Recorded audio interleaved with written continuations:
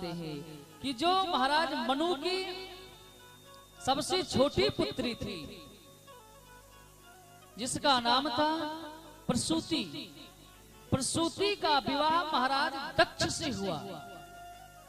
दक्ष के 16 कन्याएं हुई। 13 कन्याएं धर्मराज को ब्याह दी। एक कन्या को यज्ञ भगवान को ब्याह दिया जिसका नाम था दक्षिणा। यज्ञ के पत्नी का नाम है दक्षिणा, इसलिए किसी भी यज्ञ अनुष्ठान में बिना दक्षिणा के कार्य पूरा नहीं होता। एक कन्या को पितरों को ब्याह दिया जिसका नाम था स्वधा, इसलिए जब पितृकर्म किया जाता है तो स्वधा किया जाता है, तर्पण में स्वधा नाम लिया जाता है। और एक कन्या अग्निदेव को ब्याह दिया जिसका नाम था स्वाहा, इसलिए हम अग्नि में आहुति देते समय स्वाहा बोलते हैं। और जो दक्ष की सबसे छोटी कन्या थी जिसका नाम था सती, जो साक्षात परम्बा भगवती की अवतार थी, उसको भगवान शिव को ब्याह दिया। भगवान सुखदेव कहते हैं राजन, लेकिन मैया सती और भगवान शिव के जीवन में कोई संतान न थी। एक दिन अपने पिता के भवन में जाकर के मैया सती को जल करके राख बनना पड़ा, जल करके अपने शरीर को छोड़ना पड़ा, क्योंकि महाराज दक्ष ने शिव से बदला लेने के लिए कनखल में यज्ञ करना चालू किया।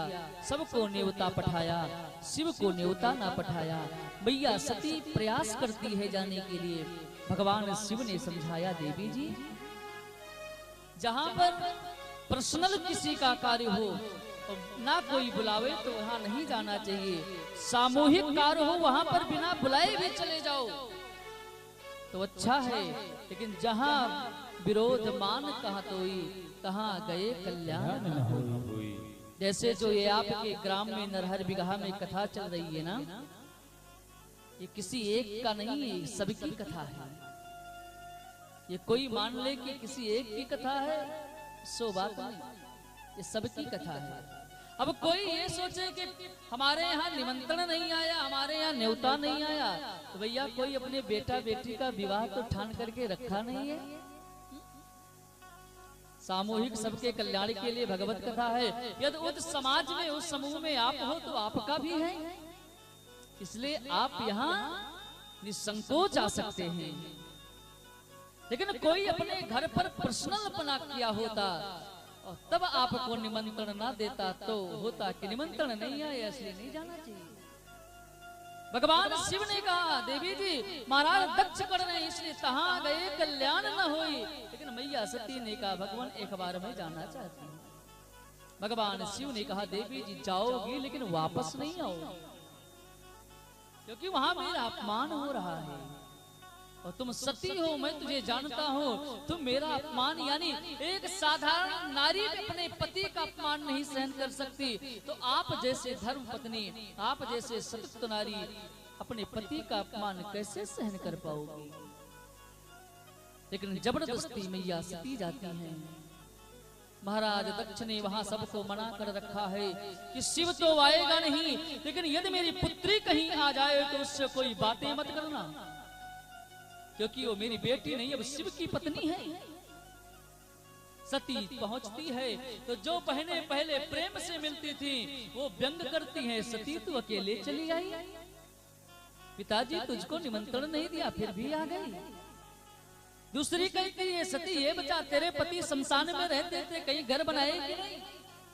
एक से बढ़ करके एक विरोधाभास की बातें करती हैं। भगवान सुखदेव कहते हैं, राजन जब जीवन में प्रतिकूल का समय आता है तो किसी को नहीं छोड़ता, प्रतिकूल के समय में सबको सर झुका करके ही चलना पड़ता है।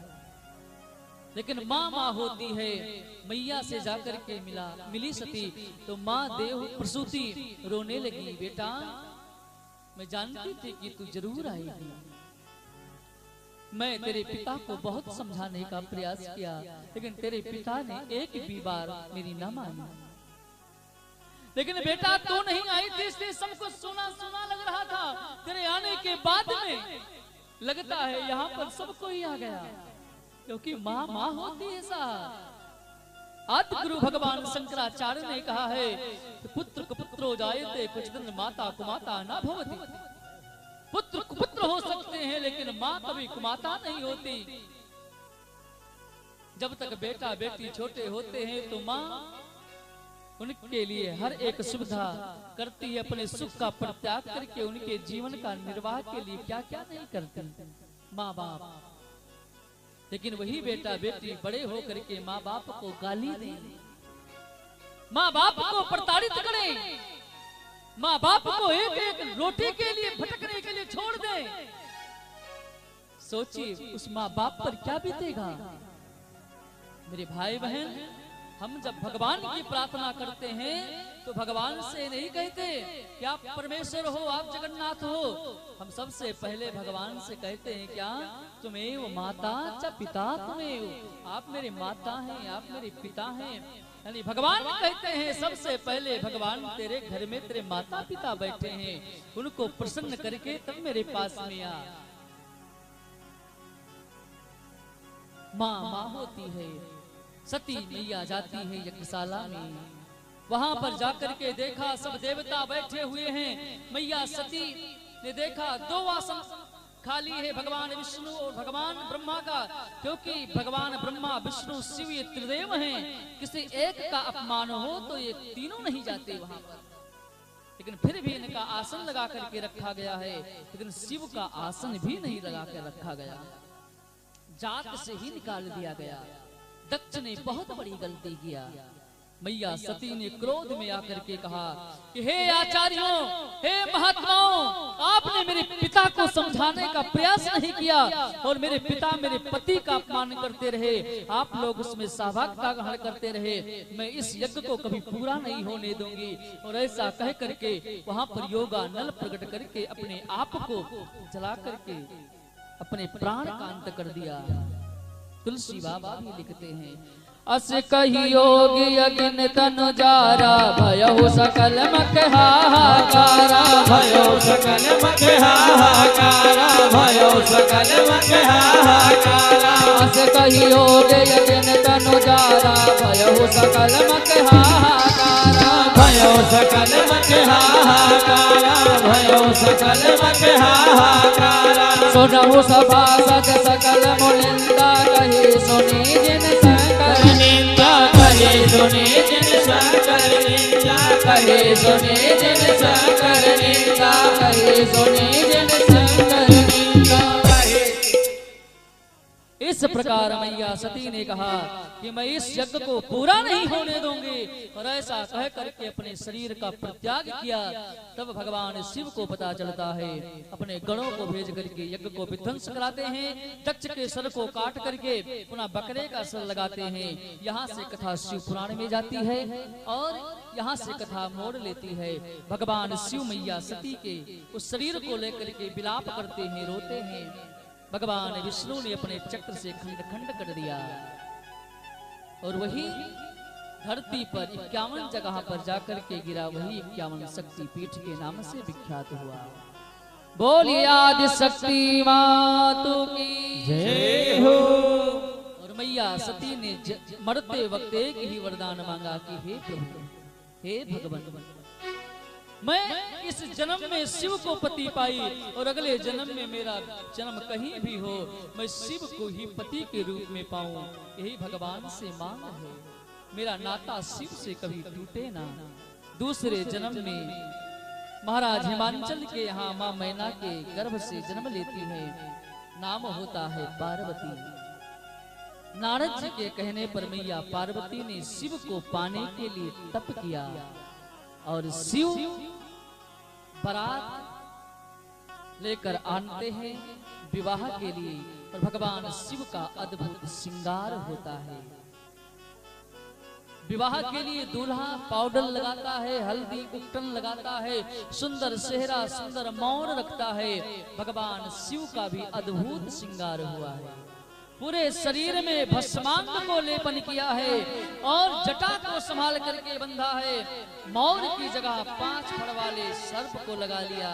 छोटी छोटी लरिया की जगह पीले पीले सर्प के कंगन पहना, बिच्छू के कुंडल को धारण किया, सर पर चंद्रमा को धारण किया है। बड़ा अद्भुत श्रृंगार है। आइए हम सभी लोग दो चौपाई में श्रृंगार, उसके बाद में अद्भुत भजन हमारे भैया जी गाते हैं शिव श्रृंगार में, उसके बाद शिव विवाह में चलेंगे। शिव ही शंभुगन। सभी लोग प्रेम से ताली बजाते हुए मेरे साथ में दोहराने का प्रयास करें, क्योंकि ये शिव का श्रृंगार जो है ये शिव का प्राण स्वरूप है, ये शिव की आत्मा स्वरूप है। इसलिए सभी लोग प्रेम से भाव से शिव ही शंभुगन करहि श्रृंगारा, शिव ही शंभुगन करहि श्रृंगारा, जटा मुकुट मोर समारा, जटा मुकुट मोर समारा, कुंडल कंकन पहिरे व्याला, तन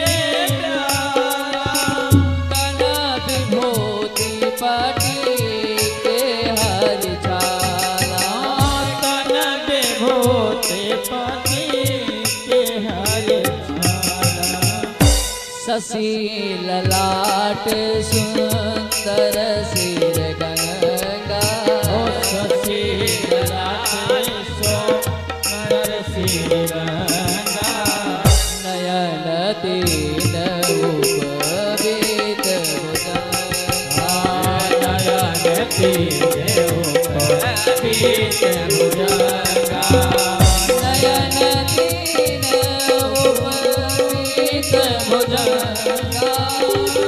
नयन तीन उपवीत भुजंगा। इस प्रकार भगवान शिव का अद्भुत श्रृंगार होता है। तन में विभूति को लगाया जाता है, सुंदर सुंदर सर्पों की माला बना करके पहनाया जाता है, पीले सर्पों को जोड़ करके यज्ञोपवीत धारण कराया जाता है, शिव के मस्तक पर चंद्रमा को धारण कराया जाता है, हाथ में त्रिशूल दिया जाता है, सवारी बैल की होती है। आइए सभी लोग बड़े प्रेम से भाव से सज रहे भोले बाबा निराले बोले। अच्छा एक बात और है, भगवान शिव के बराती भी जानते हो कौन कौन होते हैं? भूत प्रेत डाकनी साकनी पिशाचनी, क्योंकि जिसको किसी ने नहीं पूछा भोलेनाथ ने पूछा। तो भगवान शिव विवाह कथा के माध्यम से यदि आपके ग्राम में आए हैं, यदि आप लोग शिव के विवाह में नाचोगे नहीं तो भगवान शिव दो चार गण को यही छोड़ देंगे। जिसके घर में पहुंचेंगे फिर तबाही तबाही मचाएंगे। इसलिए सभी लोग खड़े हो जाइए। भगवान शिव के विवाह में सभी लोग खड़े होकर सबको नृत्य करना। आज से नृत्य चालू, आज प्रैक्टिस करो, कल जन्म में तो नाचना ही नाचना है। हो लगता जय हो। हो लगता है कि जैसे संसार की शादी है, आज भोले बाबा की शादी है, आज भोले बाबा की शादी है, आज भोले बाबा की शादी है, बाबा की शादी है, मेरे भोले बाबा। लोग हाथ ऊपर करके सभी लोग भोले की शादी है, बाबा की शादी है, आज मेरे बाबा की शादी है, आज भोले बाबा की शादी है, आज भोलेनाथ की शादी है। झूम के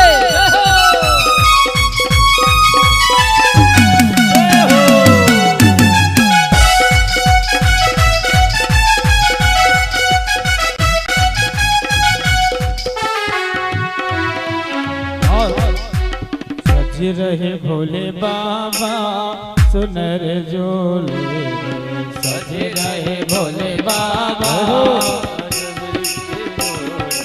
ओ सुनहरे डोले में मत वाले दूल्हे में, सुनहरे डोले में मत वाले दूल्हे रहे भोले बाबा सुन रे डोले हरि सज बोल। रहे भोले बाबा सुन रे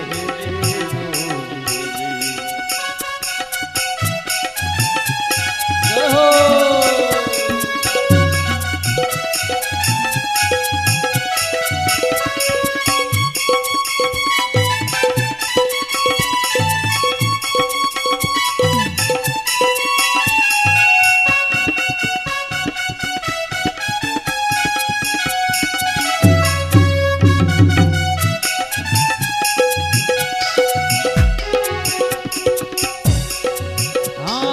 देखो भोले बाबा की अजब ही बात है देखो भोले बाबा की अजब ही बात है। देखो भोले बाबा की अजब ही बात है देखो भोले बाबा की अजब ही बात है। चल संग लेकर भूतों की बारात है चल संग लेकर भूतों की बारात है। ये सज रहे भोले बाबा डोले सज रहे भोले बाबा निराले दूल्हे सुनहरे डोले में रूपानी झूले में सुनहरे दूल्हे में निराले दूल्हे ये सज रहे भोले बाबा निराले डोले सज रहे भोले हो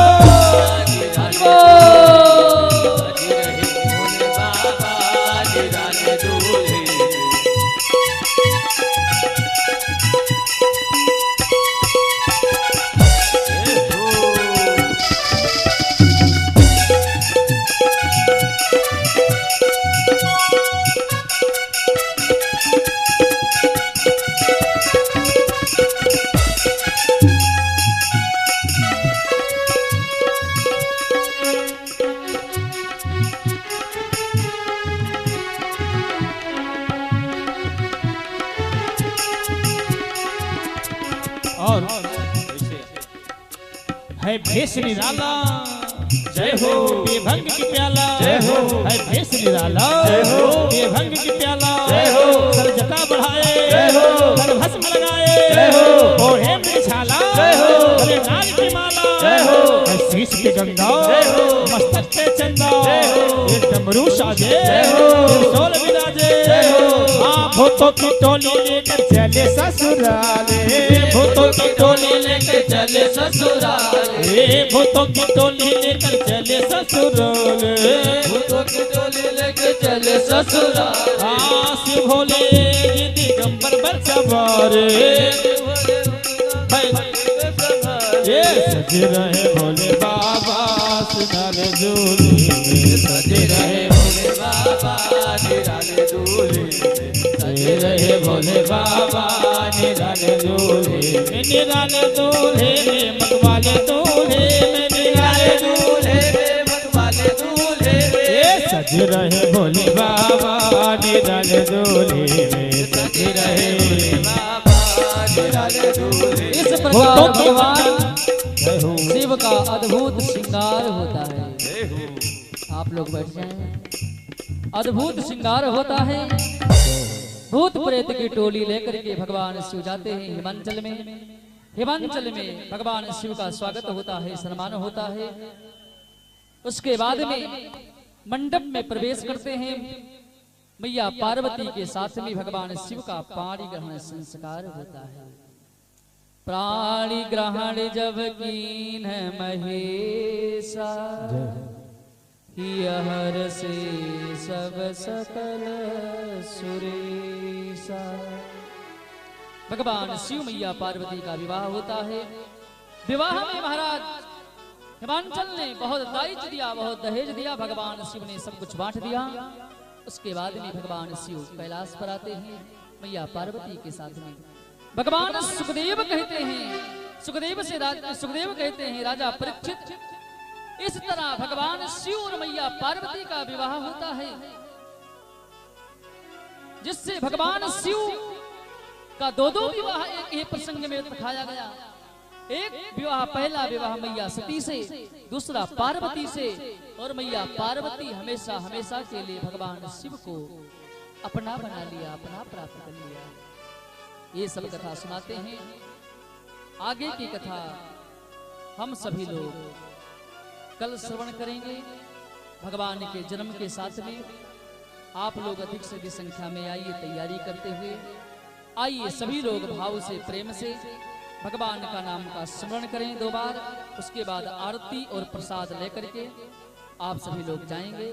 सभी लोग प्रेम से, भाव से हरि ओम नमः शिवाय, हरि ओम नमः शिवाय, हरि ओम नमः शिवाय, हरि ओम नमः शिवाय, हरि ओम नमः शिवाय, हरि ओम नमः शिवाय, हरि ओम नमः शिवाय, हरि ओम नमः शिवाय, हरि ओम नमः शिवाय, हरि ओम नमः शिवाय, हरि ओम नमः शिवाय, हरि ओम नमः शिवाय। जय हो।